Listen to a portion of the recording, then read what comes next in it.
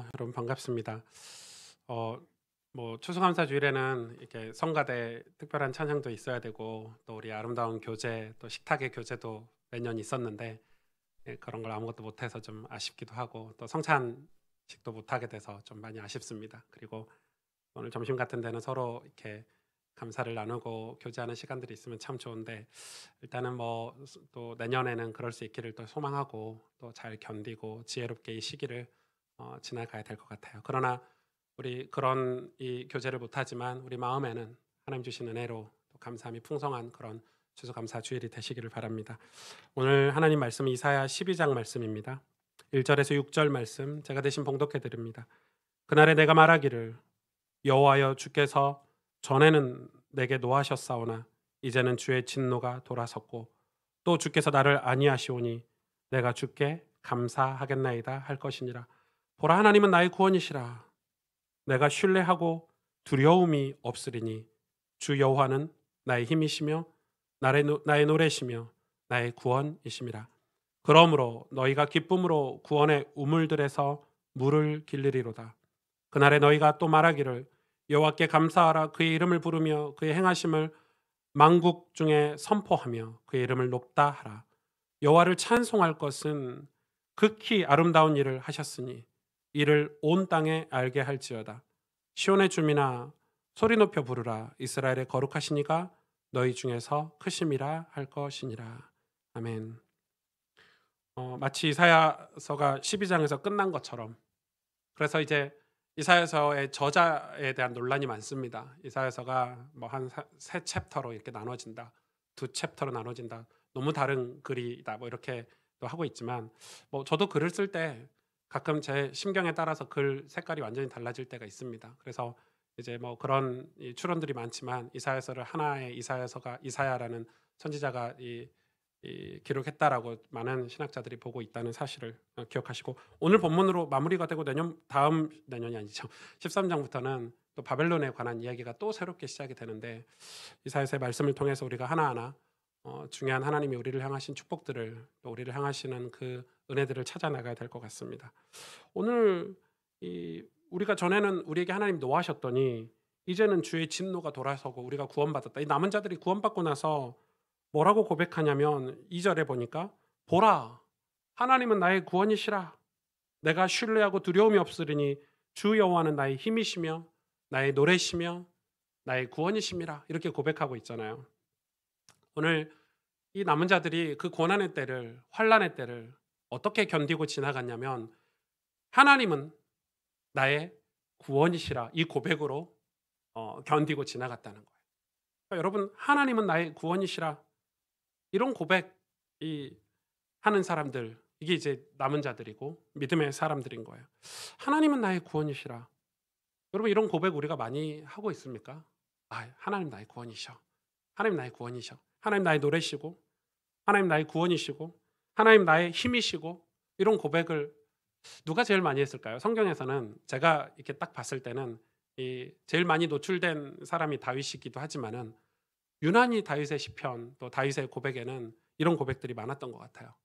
그러니까 여러분 하나님이 나의 구원이시라 이 고백을 다윗이 왜 특별하냐면 그냥 고백만 한 게 아니라 그렇게 살았죠. 그렇게 살았던 것 같아요. 다윗은 사울 왕에게 극심한 환난을 받았어요. 사울 왕이 다윗을 얼마나 시기하고 질투하고 미워했는지. 여러분 한 나라의 왕이 개인을 질투하고 죽이려고 마음먹으면 어떻게 되겠어요?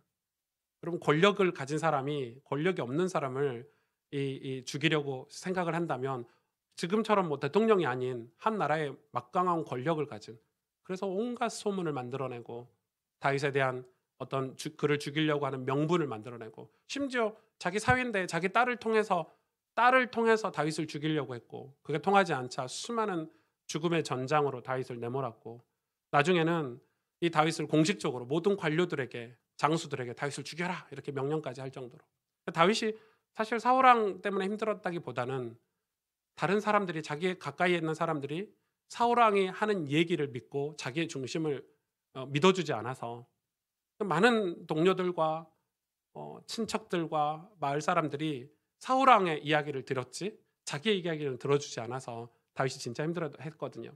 그런 것처럼 그런 어려움 속에서 다윗이 근데 다윗의 특징을 여러분 아시죠? 주야로 여호와의 말씀을 묵상하면서 뭐라고 늘 고백했냐면 하나님은 나의 구원이시라. 그러니까 이게 그냥 고백한 게 아니고 하나님은 나의 구원이시기 때문에 내가 이 환난에서 하나님 나를 건지실 거고 이 환난이 끝났을 때 우리 자손들이 우리 후손들이 이 구원을 노래하게 될 거라는 걸 늘 꿈꾸고 소망하며 그리고 그 소망을 가지고 그 과정을 지나갔다는 거죠. 예수 믿는 이 그리스도인들, 신앙인들을 확인하는 가장 빠른 방법은 바로 이 고백이거든요. 이 고백을 하는 사람들, 그런 사람들 보고 예수 믿는 사람들이라고 우리는 확인할 수 있어요. 왜냐하면 이런 사람들은 자기 인생의 하나님을 늘 첫 번째로 둬요. 하나님이 나의 구원이시라고 고백을 하는 사람들의 그런 신앙의 삶은 하나님이 제일 우선순위라는 정도가 아니라 삶의 모든 거에 첫 번째로 두기 때문에 구원을 알았고 구원을 또 믿는다면 그래서 하나님을 첫 번째로 두기 때문에 결코 우리 삶의 어떤 환경이나 상황들 때문에 흔들리지 않는 걸 알죠. 하나님은 나의 구원이시라고 고백하기 때문에 그 구원을 주시는 우리의 억만 죄악 가운데서 지옥 가운데서 우리를 건지셔서 천국으로 입성하게 하시는 분이 하나님이시고 나를 구원하실 분이 하나님이라고 믿고 확신한다면 그 고백을 하고 사는 사람들이라면 하나님이 우리 인생 중에 첫 번째가 되는 거예요. 너무 중요하죠. 그래서 두렵고 떨림으로 하나님을 경외하고 살아요. 사람을 두려워하거나 환경을 두려워하거나 상황을 두려워하는 게 아니라 하나님을 두려워하고 사는 거예요. 사람을 두려워하는 게 아니에요. 그러나 반대로 하나님이 구원이시라고 믿지 않는다면 우리 인생은 늘 의심과 경계 그리고 자기 자신에서 환경에서 어떤 상황에서 벗어날 수 없겠죠. 시야가 굉장히 좁아질 거예요. 예수님이 공생의 사역을 하실 때 예수님이 저와 여러분들을 구원하시기 위해서 또 예수님 앞에 나와서 구원받는 자들의 특징 주로 뭐 가난하거나 병들거나 사회적으로 지탄받는 죄인들이 전부였죠, 여러분. 그런데 그들이 예수님께 너희들은 구원받았어. 너희들이 죄사함 받았어라고 답을 들을 수 있었던 이유는 그들이 예수님께 나아갈 때 예수님이 나의 구원자라는 확신을 가지고 나아갔던 사람들이에요. 다 모든 사람들의 특징이. 병고침 받는 사람들, 죄인들, 또 사회적으로 연약한 자들이 예수님의 옷자락이라도 만지면 나는 구원받을 수 있지 않을까. 그런 마음으로 갔던 거예요. 그러니까 예수님이 나의 구원자라는 확신을 가지고 예수님께 나아갔기 때문에 예수님이 그들의 죄가 사했다. 너희가 이제 구원받았다 지금부터. 이렇게 답을 들을 수 있었죠. 그러나 반대로 아무리 똑똑한 성경학자였던 이 바리새인들, 종교 지도자들, 사두개인들 얼마나 율법이 충만했고 성경을 많이 알았어요. 그런데 예수님을 나의 구원자로 믿지 못하고 그가 자기 땅에 오매 자기 백성이 영접하지 아니하였더니 모시지 않았어요. 이거는 신앙은 그래서 어떤 지식이 아니에요. 성경을 많이 알아서 구원받는 게 아니에요. 오늘 그 예배가 마치면 결혼 학교를 해요. 매년 이맘때 결혼에 관한 어떤 이야기들을 또 우리 청년들, 우리 젊은 부부들을 좀 같이 소통하기 위해서 결혼 학교를 하는데 수많은 가정들이 사실은 결혼을 하면 위기라는 걸 만나죠. 결혼 전에 연애할 때는 그런 위기를 생각하지 않아요. 왜? 결혼하면 행복할 거야. 결혼하면 내 인생에 반전이 있을 거야. 이렇게 이 헛되고 허황된 꿈을 꾸기 때문에 이 결혼해서 위기를 만날 거라고 예상하고 준비하고 결혼하는 부부는 많지 않아요. 그런데 결혼하면 진짜 큰 위기가 오거든요. 많은 어려움들이 와요. 또 그걸 제가 뭐 결혼학교 때 다 얘기를 할 건데 오늘. 근데 가장 큰 위기는 이 신앙의 위기가 가장 큰 위기인 것 같아요. 결혼해서 신앙생활하는 게 진짜 어려운 거예요. 왜냐면은 결혼해서 신앙생활을 잘해야 되겠다 하고 결혼한 사람이 없기 때문에. 많은 크리스찬 청년들도 결혼하면서 어떤 뭐 백마탄 왕자가 나타나서 또 어여쁜 여자, 실력 있는 여자, 지혜로운 여자가 나타나서 결혼 자체를 막 기도하면서 하나님 내가 정말 신앙생활 잘하는 결혼생활 해주세요라고 기도하지 않아요. 불신자보다 오히려 더 크리스찬 청년들이 결혼을 꿈꾸는데 그릇된 결혼을 꿈꾸더라고요. 행복하게 살고 싶고 내가 저 남자를 만나서 내 인생에 역전이 일어났으면 좋겠고 뭐 이런 거죠. 그러면서 자기는 그 결혼에 대한 어떤 준비라든지 결혼을 통해서 하나님이 하실 일들을 꿈꾸거나 비전을 가지지 않는 거죠. 그게 정말 많아요. 그리고 이제 그게 이제 거의 다 낭만주의 같은 데서 온 건데 여러분 이 사회에 흐르는 이념이나 사상이 얼마나 무서운지 몰라요. 이 낭만주의가 주는 거는 사랑이죠. 사랑이라는 감정을 부추겼죠. 낭만주의가. 사랑해서 결혼해요. 사랑이 식으면 이혼해버려요. 사랑이라는 감정을 낭만주의가 주장을 했는데 뜨겁게 사랑하고 뜨겁게 식어버려요. 그러니까 이제 여러분 우리 많은 어른들이 결혼해서 정으로 사는 거야 뭐 이런 얘기 하죠. 다 맞는 말이거든요. 사랑을 그 낭만주의자들이 얘기하는 사랑을 지극히 감정적이고 육체적인 쾌락 어떤 감정적인 사랑에 제한시켜 버렸어요. 뜨겁게 사랑해서 결혼했는데 그 사랑이 식으니까 같이 살 이유가 없는 거예요. 뭐 그런 식이죠. 그러니까 이 어떤 이 우리 삶의 어떤 신앙생활의 결혼을 통해서 하나님이 주신 어떤 축복들이라든지 비전들이라든지 소망이라든지 이거를 결혼하면서 갖지를 못해요. 그림을 그리질 못해요. 어떤 부부가 기사에 나왔죠. 두 가난한 사람이 결혼을 했어요. 이 사람들의 결혼식을 하면서 꿈이 뭐였냐면 10억을 모으는 거였대요. 10억을 모으는 게 꿈이었대요. 얼마나 악착같이 일했는지 두 부부가 의기투합한 거죠. 둘이 비전이 같으니까. 어느 날 드디어 뭐 몇 년 만에 10억을 모았다더라. 10억을 딱 모았어요. 그리고 무슨 일이 벌어졌게요. 남편이 외도했어요.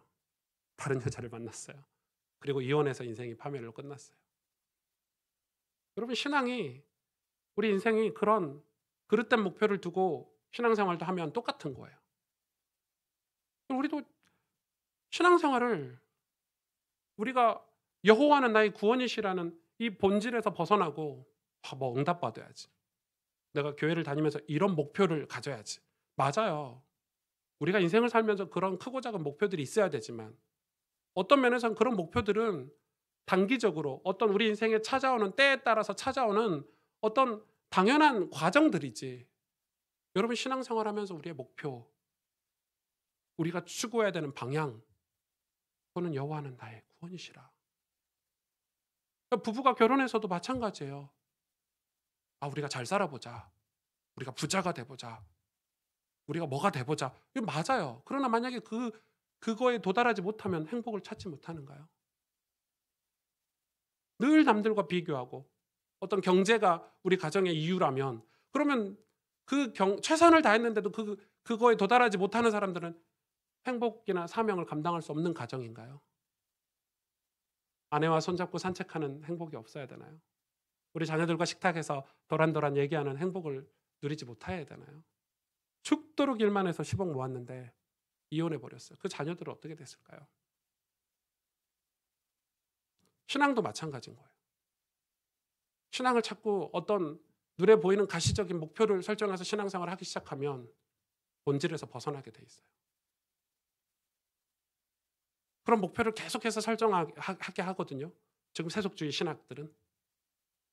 우리 세속주의 어떤 이 번영 신학들은 그걸 계속해서 우리에게 목적을 가지고 신앙생활을 하라고 해요. 그러나 우리의 목적은 내 구주 예수를 더욱 사랑하는 것밖에 없어요. 우리가 천국에 입성하는 것 말고 또 다른 목적이 어디 있습니까? 하나님은 나의 구원이시라. 이거보다 복된 목적이나 우리 인생의 방향이 어디 있습니까? 그게 있다면 하나님은 나의 구원이시라가 있다면 우리가 어떻게 되죠? 우리 삶이 조금 달라지겠죠. 그것 때문에 보는 눈도 달라지고 우리가 준비하는 미래도 달라지겠죠. 자녀를 교육하는 것도 좀 달라질 것 같아요.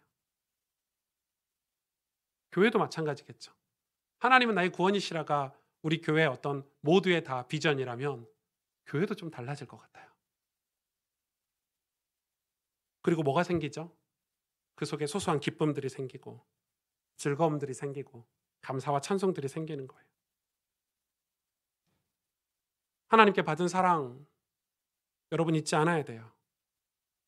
여러분 십자가의 그 보혈의 은혜 여러분 기억하고 사셔야 돼요. 그런데 대부분 그거 알겠대. 아, 예수님이 그리스도라는 거 알겠대. 예수님이 십자가에서 날 위해서 죽으신 거 알겠대. 아, 나 맞아. 하나님 다 하셨지. 알겠대. 그런데 하나님 이거는 왜 그러세요? 이런 식이에요. 그거 다 머리로는 알겠대. 알아요, 목사님. 저 복음 알아요. 저 예수님 알아요.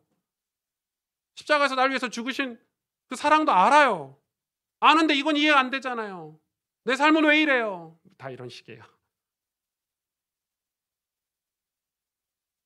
그 삶을 살아내지는 못하는 거예요. 고백하지 못하는 거예요. 내 머리로 이해 안 되는 게 생기거나 아니면 뭐 불이익 같은 게 생기면 하나님 나의 구원이시라는 고백이 내가 조금 편하고 좋을 때 하나님 좀 응답 좀 주실 때는 그런 고백을 마음껏 하면서 막상 내 삶에 뭐 불이익이 좀 생기거나 내 목에 총칼이 들어오거나 그러면 하나님 나의 구원이시라고 얘기 안 하는 거예요. 그 고백이 사라지는 거예요. 다윗은 13년 동안 광야에서 이 고백을 했거든요. 13년 동안. 가장 인생의 그 어떤 정말 지옥 같은 삶을 살았을 텐데 다윗이. 그 고백이 그의 삶을 하나님을 항상 첫 번째로 두는 삶의 방식으로 바꿔놨고 그렇게 변화된 다윗은 하나님께서 후대들과 온 이스라엘 백성에게 예배를 가르치고 찬양을 가르치고 하나님 살아계심을 가르치는 훌륭한 왕의 자격을 갖추도록 그런 실력들, 내면의 실력들을 준비하는 기관으로 삼았어요. 역경을 이긴다, 고난을 이긴다, 가난을 극복한다, 단지 그런 설교가 아니라 구원에 감사가 있는 성도라면 당연히 하나님 사랑합니다. 당연히 하나님은 나의 구원이십니다 라고 고백할 수 있고 그 고백은 내가 주 앞에 벌거숭이가 될 정도로 내가 뭐 내 자존심 완전히 무너진다 할지라도 그게 전혀 하나님 앞에 부끄럽거나 어떤 하나님 앞에 내 자존심 상한다 하나님하고 이 대립관계가 될 수 없는 거예요. 하나님이 나의 구원이신데 어찌 하나님을 원망할 수 있고 하나님을 나의 대립관계로 이 환경 하나님 때문이야 이렇게 원망할 수 있을까요? 그냥 우리가 교회를 다니고 종교생활을 하기 때문에 하나님이 어떤 나에게 뭔가를 해주는 그냥 이 보편적인 신 중에 하나이기 때문에 우리가 그렇게 하나님을 원망하는 거 아닌가요?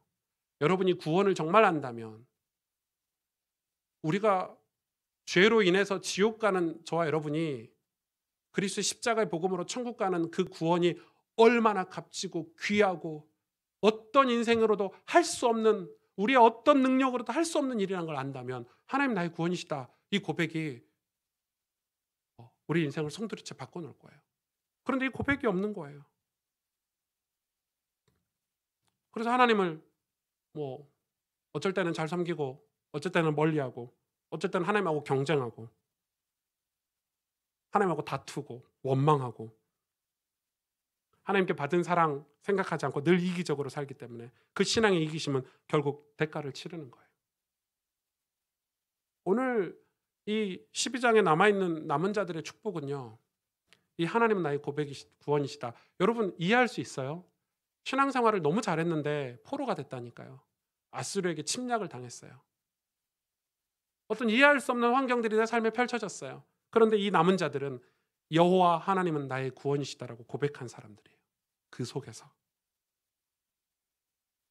놀라운 일이죠. 이게 없으면 우리는 어떻게 보면 이 죄악 많은 세상에 이 죄가 관영한 이 땅 가운데 저와 여러분이 진짜 신실한 크리스찬으로 하나님의 놀라운 그 은혜와 우리에게 주신 사명을 감당할 수 없는 그냥 무능한 종교인처럼 이 시대를 그냥 지나가야 될 수도 있어요. 이런 고백이 왜 없냐? 오늘 12장에 정확하게 밝히고 있어요. 이런 고백이 왜 우리에게 없고 이런 내면의 힘이 내 내적인 힘이 믿음이라는 힘이 내 안에 왜 없냐? 이사야서 12장 3절에 그러므로 너희가 기쁨의 우물들에서 물을 길리리로다. 여기서 우물들이라고 나와 있지만 우물이죠, 우물.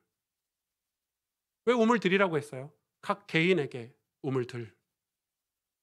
그러나 우물이죠. 구원의 우물에서 뭘 길르라고 하냐면 물을 길르래요. 자, 이건 굉장히 중요한 건데 여러분 우물 보신 적 있으세요? 여기서 저보다 나이 많으신 분들은 우물을 한 번쯤은 보셨을 거야. 깊은 마을의 깊은 곳에 물을 파가지고 지하수를 저장해 놨다가 줄로 내려가지고 이렇게 길러서 먹는 우물. 이렇게. 예. 요즘 아이들이 이해를 못하죠. 수도꼭지 올리면 물 나오는데 지금 뭔 소리 하냐 이렇게 정수기에 물 대면 물 나오는데, 이 당시에는 우물을 소유하고 있으면 엄청난 부자예요. 이삭의 축복 아시죠? 무조건 우물을 소유하고 있으면 강력한. 그래서 여러분 이스라엘 왕 중에 훌륭한 왕들은 수로를 개발하고 이 물 쟁탈전을, 주로 그 당시의 전쟁은 우물을 차지하기 위한 전쟁이었대요. 물이 없으면 아무것도 할 수 없으니까. 요즘처럼 뭐 기술이 발달해서 빗물을 저장하고 지하수를 깊은 곳에서 끌어올리는 기술이 없잖아요. 이 우물이 얼마나 중요했는지 몰라요, 그 당시에는. 근데 이 우물을 가진 사람이 부자였고 우물을 많이 소유할수록 큰 부자였어요.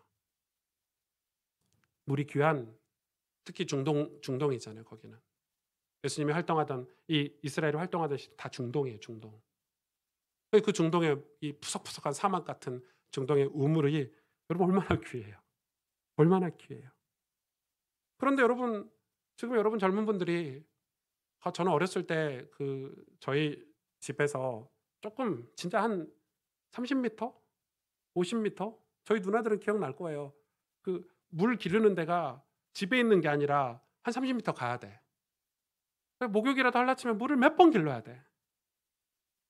세수하려면 거기서 물 떠갖고 와야 돼. 그것도 귀찮아요. 그것도 하기 싫어. 그리고 추운 겨울이면 얼마나 하기 싫은지 몰라요. 나중에 저희 매형들이 오셔가지고 그 수돗물을 이렇게 끌어가지고 부엌에서 물이 틀면 나오게 만들어준 게 얼마나 좋았는지 몰라요. 저희 어머님도 좋아하고, 오유 뭐야 물이 나오네 집에서. 옛날 물 이렇게 길러가지고. 잘 이해가 안 되는. 오 목사 진짜 시골에 살았나 보다. 다들 그러실 거예요. 그런 깡촌에 살았어요. 물 길러가지고 그거. 그러니까 그것도 귀찮은 거예요. 그런데 귀찮은데 해야 되잖아요. 여러분 우물이 있는데 가만히 있으면 물이 자동으로 이렇게 올라오고 이런 시대가 아니에요. 그 물을 지켜야 되고 뺏기지 않도록. 그 물을 먹으려면, 내 자손들에게 물을 먹이려면 두레박을 내려가지고 끌어올려서 물을 길러야 돼요. 물을 한 번 길러서 됩니까? 집안에 항아리에 물을 가득 채워넣으려고 하루에도 수십 번 왔다 갔다 했어요. 성실하게 그 일을 해야 되는 거예요. 물을 누가 먹을 수 있어요? 이 우물을 가진 자가 먹을 수 있고, 이 우물에서 물을 길러야 먹을 수 있는데, 오늘 성경은 뭐라고 얘기하냐면 너희가 기쁨으로 이 우물에서 물을 길르리로다 이렇게 얘기해요. 기쁨으로 해야 되는 거예요. 우물을 파지 않으면, 우물을 관리하지 않으면 깨끗한 물을 결코 마실 수가 없어요. 시원한 물을 마실 수가 없어요. 그래서 물 먹을 생각에, 그 우물이 있다는 거 생각에, 그 우물을 우리 자녀들에게 먹을 생각에 늘 기쁨으로 물을 길렀어요. 우물이 있다는 건 축복이었어요, 그 당시에. 기쁨으로 수고하는 거예요. 이야기가, 예수님 우리에게 얘기하시죠. 기쁨으로 씨를 뿌리는 자는 기쁨으로 단을 두리로다. 기쁨으로 구원의 우물에서 물을, 오늘 이야기하죠. 구원의 우물에서 물을 기를 때, 여러분 삶의 구원이 우물처럼 있어야 돼요.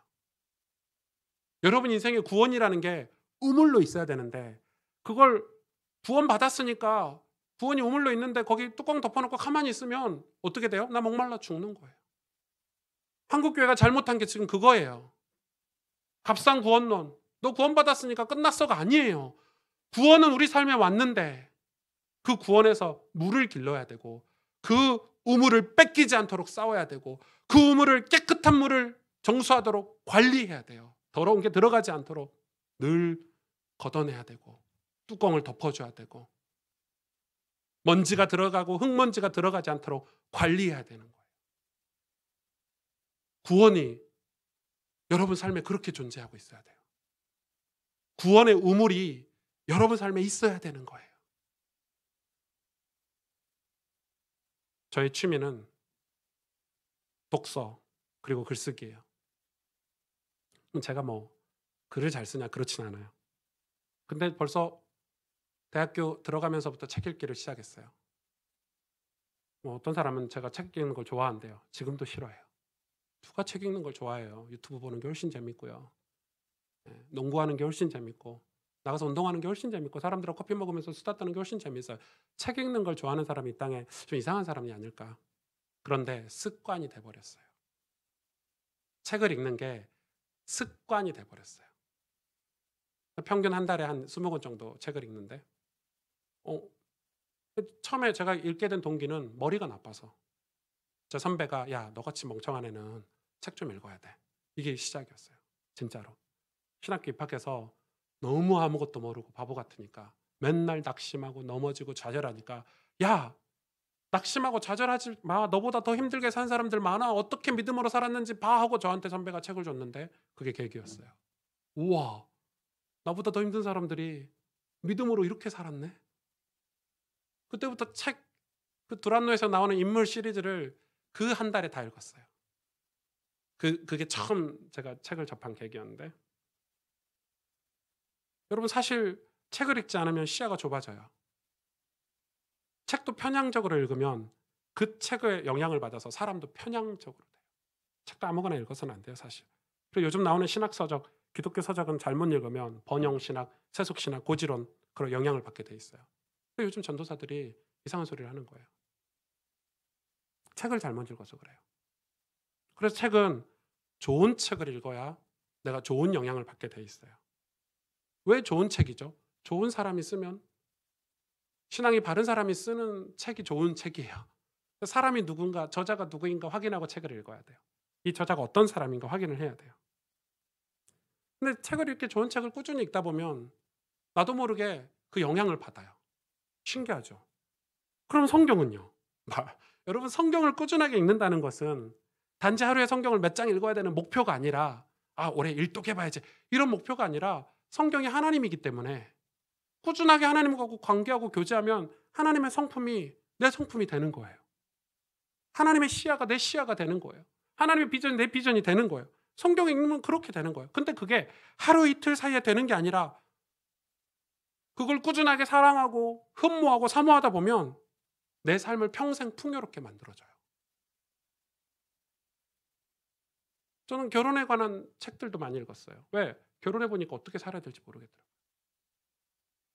저는 저희 엄마 아빠만 보고 자랐기 때문에 어떤 가정이 이상적인 가정인지 잘 몰랐어요. 그래서 저희 아내에게 결혼 초기에 상처도 많이 줬어요. 남자는 그런 거 하는 거 아닌 줄 알았어요. 남자는 요리하면 안 되는 줄 알았고 저희 아버지는 요리한 적이 없어요. 설거지도 한 적이 없으시고 단 한 번도 집안일을 한 적을 본 적이 없어요.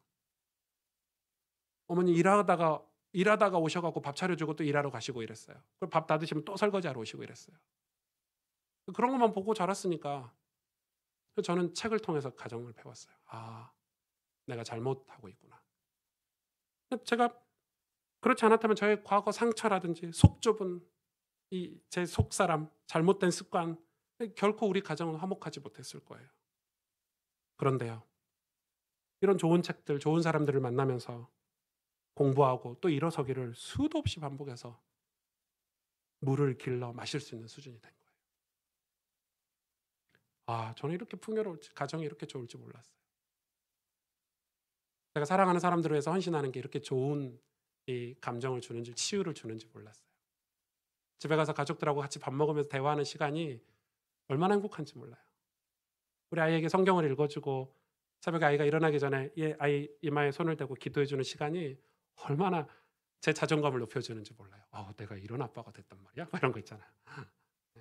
그냥 너무 좋아요. 그 자체가. 어떤 목적이 있는 게 아니에요.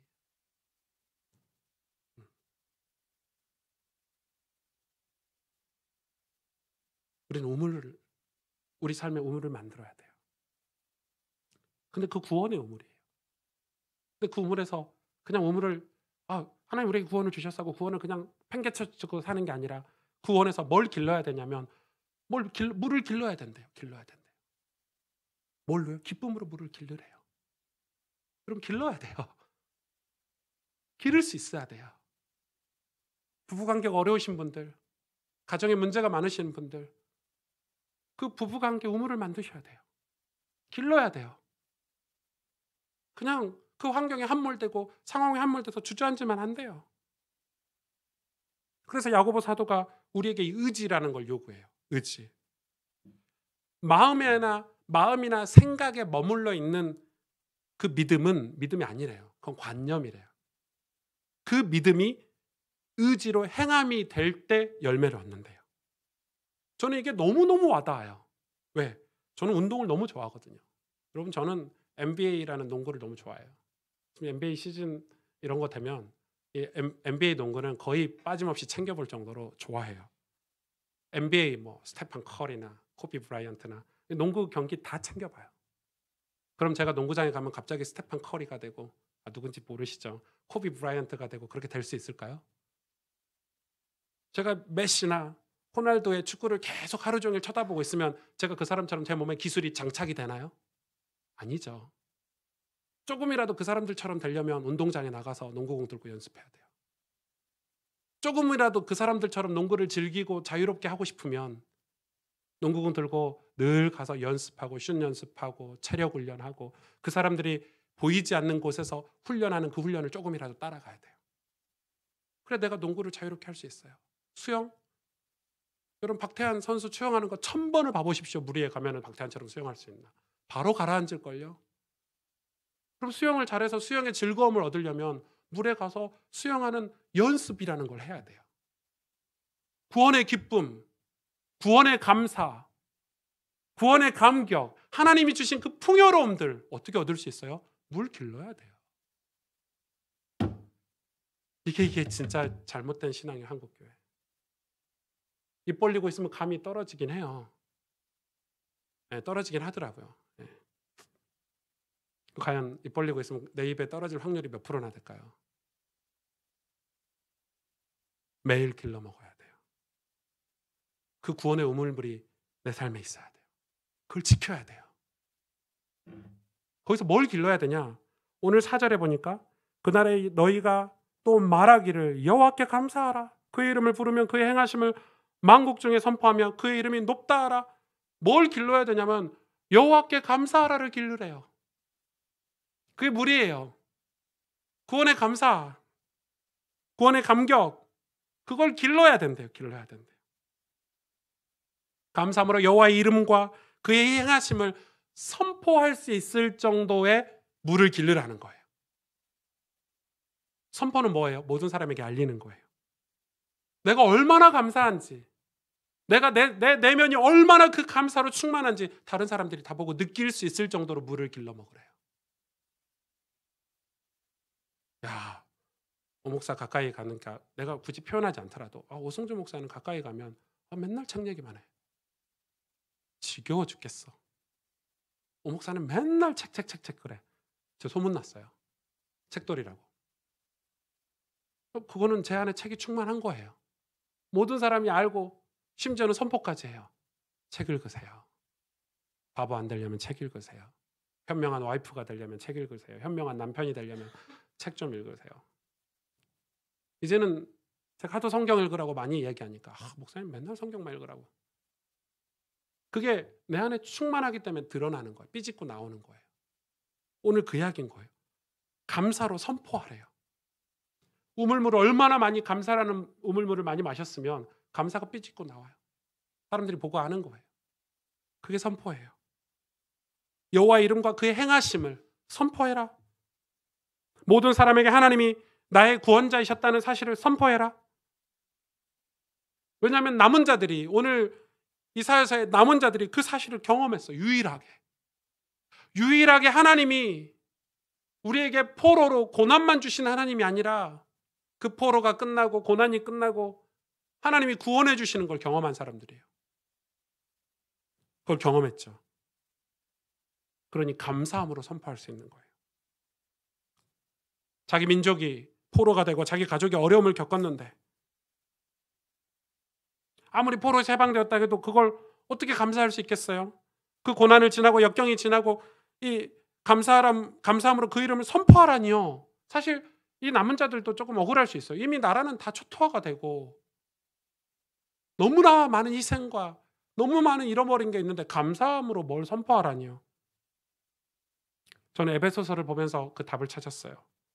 에베소서 1장 4절에 7절에 곧 창세전에 그리스도 안에서 우리를 택하사 우리로 사랑 안에서 그 앞에 거룩하고 흠이 없게 하시려고 그 기쁘신 뜻대로 우리를 예정하사 예수 그리스도로 말미암아 자기들의 아들들이 되게 하셨으니 이는 그가 사랑하시는 자 안에서 우리에게 거저 주시고 그 은혜의 영광을 찬송하게 하려는 것이라.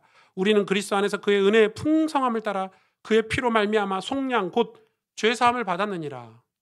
아멘.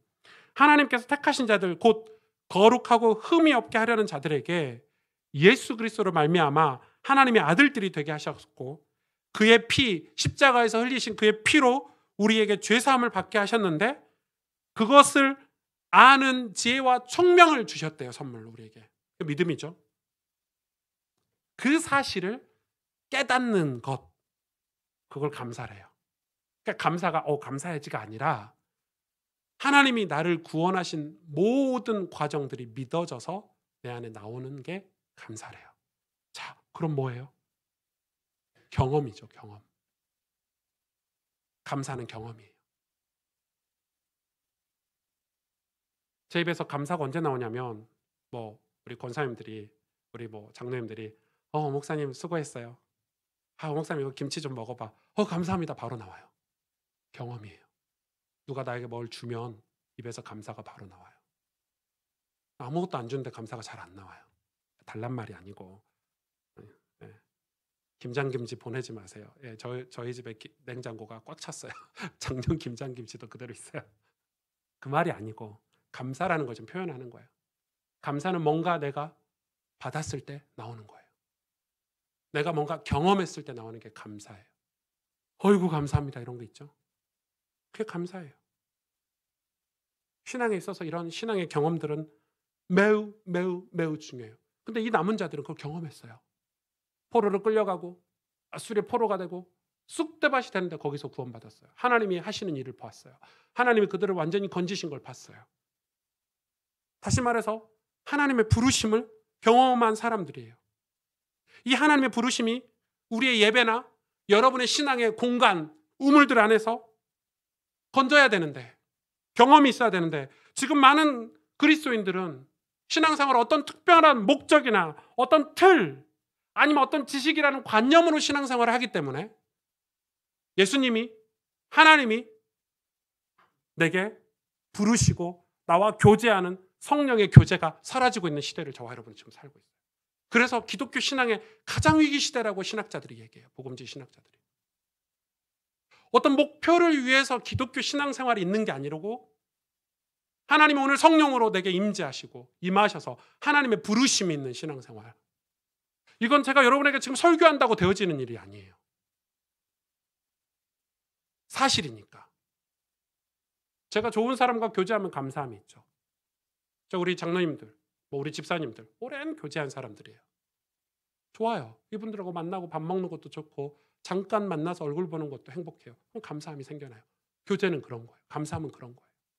그런데 지금은 그런 실존적인 영적인 교제에 대한 신앙생활이 아니라 교회 주일날 한번 갔다 왔다 하는데 교회를 다니는 목적 있는 신앙생활로 우리가 빠져버린 거예요. 여러분 이게 이해가 되세요?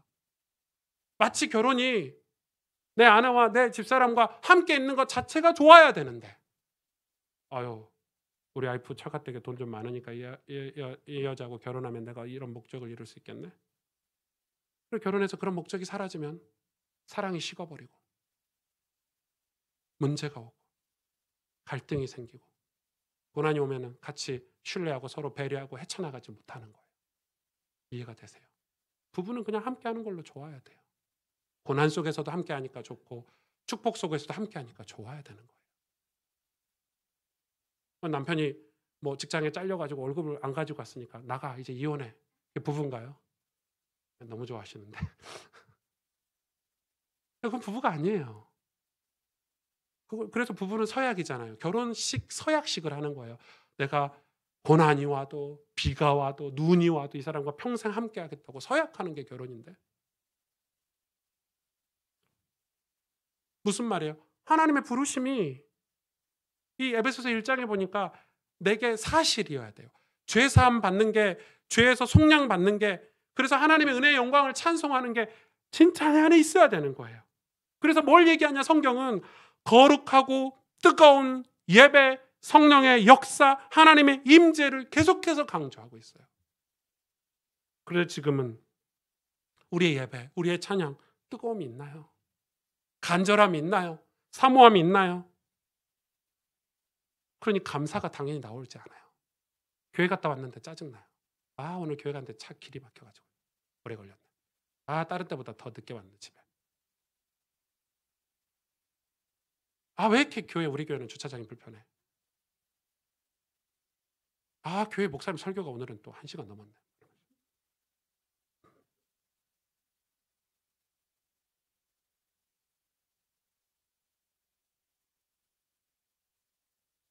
뭐예요? 다른 목적을 가지고 있는 거예요. 하나님 자체가 목적이 아닌 거예요. 하나님 부르심이 목적이 아닌 거예요. 이 예배를 오면서 하나님을 만나고 그 은혜로 내 안에 무너졌던 것들이 회복되고 내 안에 연약함들이 다시 치유되고 그 구원으로 다시 돌아서고 연약하니까 우리는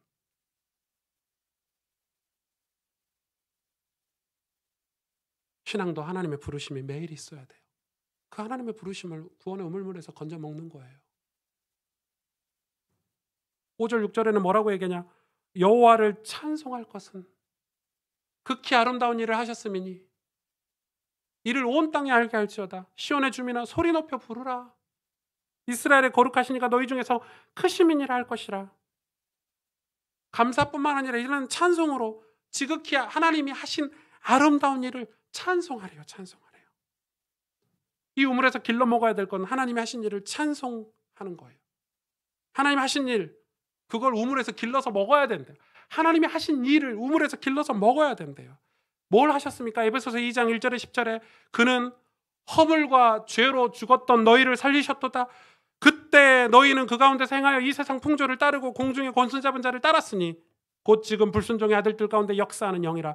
전에는 우리도 다 그 가운데서 우리의 육체 욕심을 따라 지내며 육체와 마음에 원하는 것을 하여 다른 이들과 같이 본질상 진노의 자녀였더니 긍휼이 풍성하신 하나님이 우리를 사랑하신 그 큰 사랑을 인하여 허물과 죄로 죽은 우리를 그리스도와 함께 살리셨고, 거기서 끝나는 게 아니죠.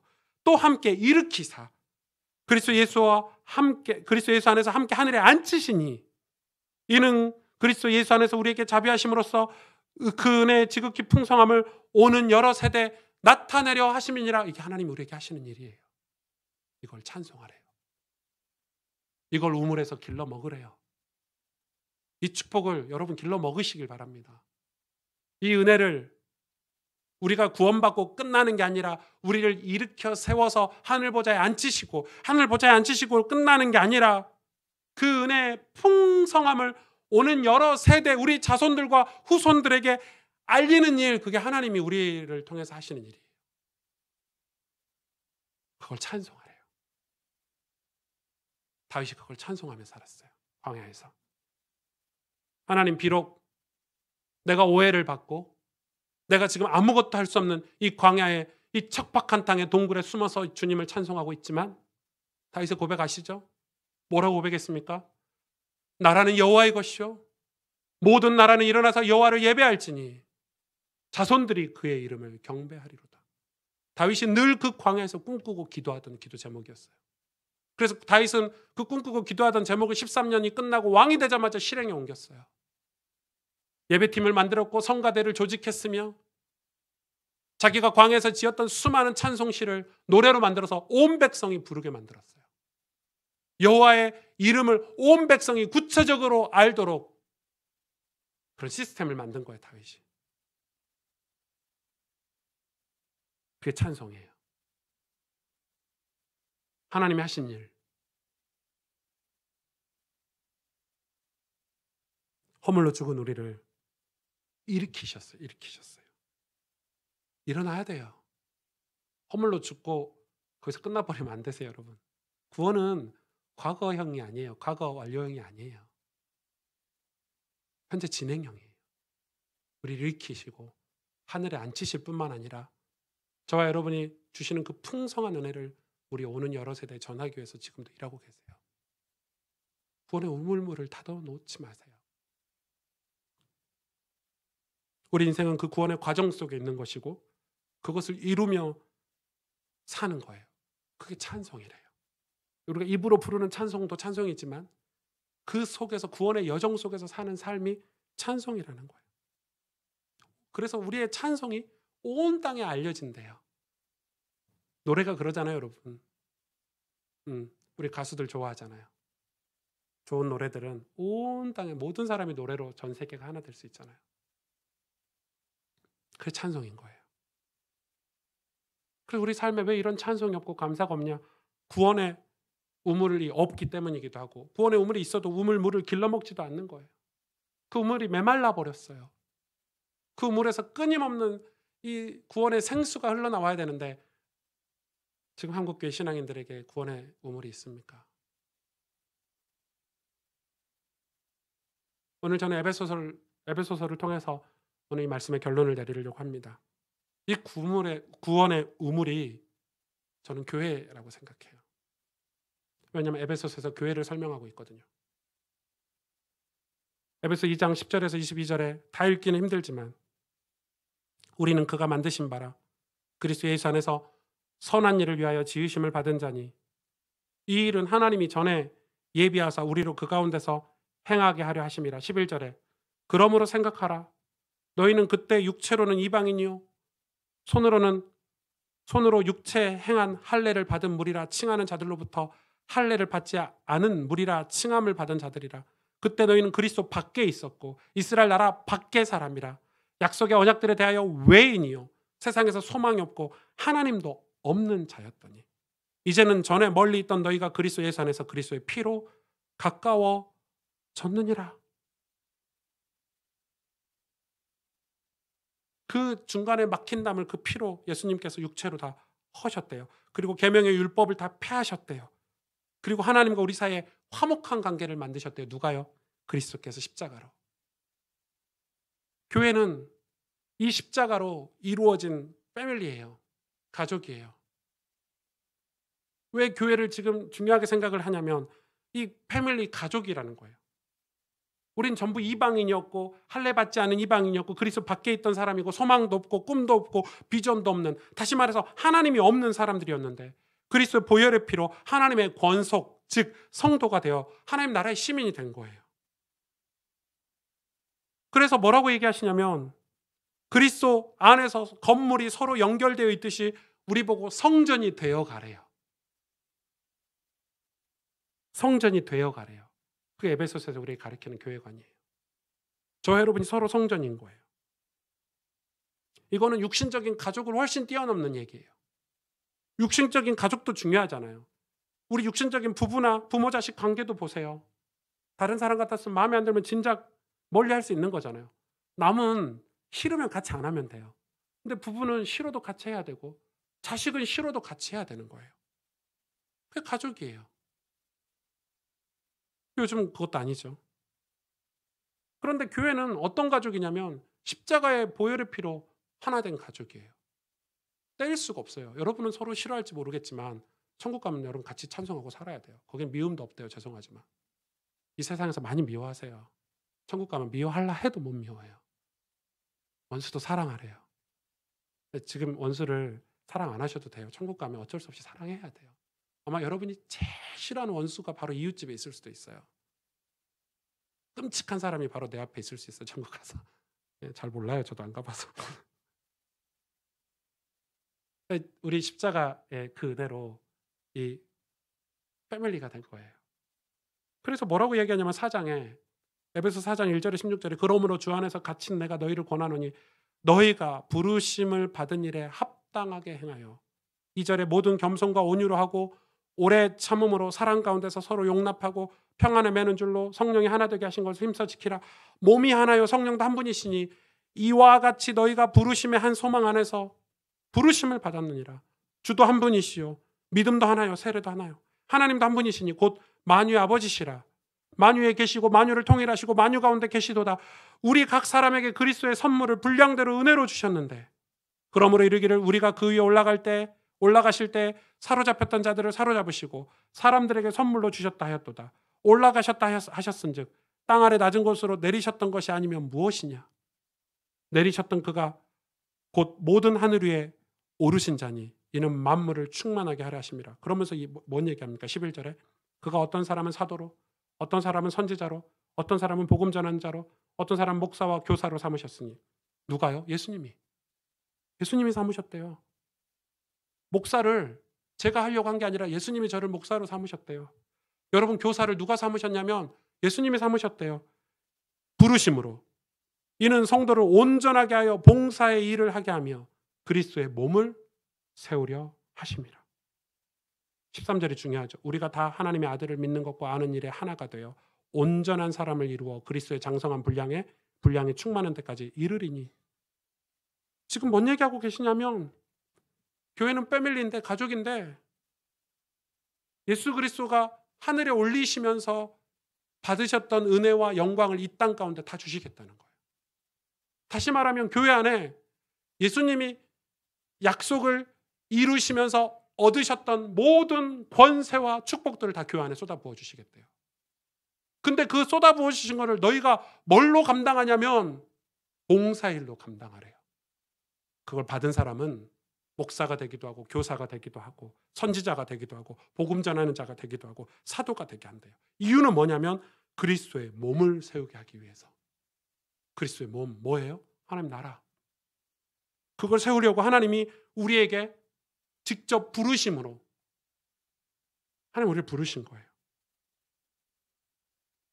그런데 이 일을 하기 위해서 이 가족, 이 교회 공동체 안에 서로 온유하고 겸손하고 오래 참고 서로 용납하고 평안의 줄로 서로 함께 성장하라는 거예요. 교회는 세상 조직과 달라요. 그래프 그려놓고 성장하는 곳은 교회가 아니에요. 회사지. 기업이지. 교회는 기업이 아니에요. 교육자실에 그래프 그려놓고 우리 교구 몇 명 등록했어 이런 거 하는 데 아니에요. 정신나간 요구하지 마세요.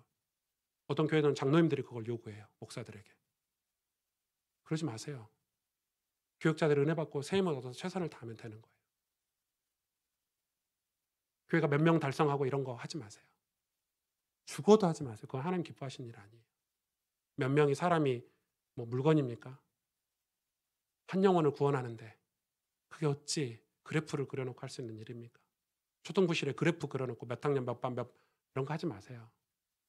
출석할 수도 있고 아이가 아프면 교회 못 나올 수도 있지. 이상해요. 교회는 기업이 아니에요. 세상 조직이 아니에요. 그래서 예수님이 탕자의 비유를 드신 거예요. 자식들이 때로는 방황해서 집 나갈 수도 있어요. 그럼 어떻게 해요? 눈물로 기도하고 매일 집 앞에서 우리 아들이 언제 오나 기다리는 게 우리 신앙인이 하는 일이고 목회자들이 하는 일이고 부모가 하는 일이에요. 교회는 그런 사랑의 공동체여야 돼요. 그래서 봉사일로 누군가가 은혜를 먼저 받은 사람들이 희생하고 헌신해서 새신자들을 세우는 거고, 예수 믿지 않는 자들이 교회 공동체 안에 왔을 때 그들이 여기는 엄마 품 같다, 여기는 정말 하나님 살아계시는 곳이 공동체구나 느낄 수 있도록 희생하는 곳이 교회예요. 왜 교회를 얘기합니까? 제가 교회가 세상의 우물물이 돼야 되니까요. 우물이 다 메말라 버렸어요. 영혼들이 우물에 물 마시러 왔는데 우물 안에 늘 다투고 먼지가 가득하고 부패해버리고 곰팡이가 끼어버렸어요. 저는 이 우물물이 신학적으로 교회라고 증명하는 서적들을 이번 주 한 주 내내 읽었어요. 우리가 교회잖아요. 이 건물이 교회가 아니라 오승주 목사가 교회잖아요. 세상에서 메말라 버렸어요. 늘 남을 비난하고 욕하고 견제하고 싸우고 사랑하는 모습을 찾을 수 없고, 십자가로 하나 된 공동체라고 그렇게 평가하는 곳이 없어요. 어떻게 십자가로 은혜를 받았는데 우리가 남을 정죄할 수 있어요, 여러분? 정죄는 우리 몫이 아니에요. 에베소 4장 17절에서 5장 끝까지 여러분 나중에 꼭 읽어보시기 바랍니다. 5장 8절에 이렇게 기록하고 있어요. 너희가 전에는 어둠이었더니 이제는 주 안에서 빛이라. 빛의 자녀들처럼 행하라. 빛의 열매는 모든 착함과 의로움과 진실함에 있느니라. 주를 기쁘시게 할 것이 무엇인가 시험하여 보라. 너희는 열매 없는 어둠의 일에 참여하지 말고 도리어 책망하라. 그들이 은밀히 행하는 것들을 말하기도 부끄러운 것들이라. 그러나 책망을 받은 모든 것은 빛으로 말미암아 드러나나니 드러나는 것마다 빛이니라. 아멘. 뭐라고 얘기합니까? 16절에 세월아 끼라 때가 가니라. 그러므로 어리석은 자가 되지 말고 주의 뜻이 무엇인가 이해하라. 술 취하지 말라. 방탕한 것이니 오직 성령으로 충만함을 받으라. 식구들의 시와 찬송과 신령한 노래들로 서로 화답하며 너희의 마음으로 주께 노래하며 찬송하며. 오늘 이사야서의 고백과 똑같죠. 너희 마음으로 주께 노래하며 찬송하며. 우리 마음에서 주님을 노래하고 찬송하며 범사의 우리 주 예수 그리스도의 이름으로 항상 아버지 하나님께 감사하며 그리스도를 경외함으로 피차 복종하라. 이게 우물이에요. 우물에서 끄집어 먹어야 되는 영적인 삶이에요. 그래야 우리가 세상의 빛과 소금이 되는 성도가 될 수 있고 교회가 될 수 있어요. 우리가 오승주 목사 너 같은 게 무슨 세상의 빛이야. 너 같은 게 무슨 알아요. 저 같은 거라는 걸 알아요. 그럴 수 없는 능력이 없고 실력 없는 거 알아요. 그렇다고 손 놓고 우물 가꾸지 않고 우물에서 물 안 길러서 살 겁니까? 작은 거라도 행복이 있잖아요. 전 돈도 없고 무능하고 배경도 없으니까 제 가정은 행복할 자격이 없습니까? 텔레비전에 나오는 부유한 사람들만 행복한 겁니까? 아니잖아요. 최선을 다하는 거죠. 오늘 가정 결혼학교 메시지는 놀라울 거예요. 이 이치가 깨달아지지 않으면 우리는 가정에서 결코 행복을 찾아내지 못해요. 행복은 물질에 있는 게 아니고, 물론 어느 정도 물질을 우리 자녀를 교육하고 양육하기 위해서 최선을 다해서 노력해야 되지만 거기에 있는 게 아니에요. 신앙도 마찬가지예요. 내 모습이 비천하다고 해서, 내 모습이 연약하다고 해서 우물 안 마실 거예요? 물 안 먹을 거예요? 삶을 포기할 거예요, 여러분? 하나님 주신 축복들을 우리가 놓치고 살 거예요? 우리 자녀들이 예수 믿는 거 포기해버리실 거예요? 자녀들이 예수 믿을 기미가 안 보인다고 해서 아예 손 놓아버리실 거예요? 아니잖아요. 내 가족이니까, 패밀리니까, 내 자식들이 예수님 믿고 하나님 잘 섬기고 하나님 영광을 온 땅에 드러내는 자녀를 키우려고 눈물로 기도할 거 아니에요. 교회가 그런 곳이 돼야 된다는 거예요. 그러기 위해서 뭐 하라고요? 의지를 가지고 우물물을 가꾸시고, 구원의 우물물이 항상 내 앞에 있어야 되고 거기서 물을 늘 길러 먹어야 돼요. 늘 구원의 우물물에서 물 길러 먹어야 돼요. 거기서 감사를 찾으시고 하나님이 행하신 일을 찬송하는, 하나님의 내 삶에 행하시는 일들을 늘 찾아야 돼요. 그게 저는 성경 읽기라고 보는 거예요. 그게 여러분 기도라고 보는 거예요. 저는 그게 우리의 예배라고 보는 거예요. 하나님 하신 일들. 여러분, 이 구원의 우물물이 여러분에게 회복되기를, 거기서 그 우물물 길러 먹는 아름다운 신앙의 믿음이 여러분에게 회복되기를 주님의 이름으로 축복합니다. 같이 기도하겠습니다.